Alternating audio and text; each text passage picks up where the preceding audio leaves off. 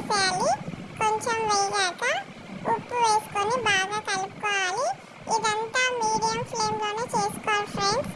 తర్వాత అందులో వేయడానికి 2 వెల్లుల్లి రెబ్బలు, కారము ఒక బౌల్లో వేసుకొని వెల్లుల్లిది కారంని బాగా పప్పు గుత్తి తీసుకొని అలా దంచుకుంటే మంచి స్మెల్ అరోమా వస్తుంది. ఆ స్మెల్తో ఆలు ఫ్రై ఇంకా గుమగుమలాడిపోతుంది. ఇలా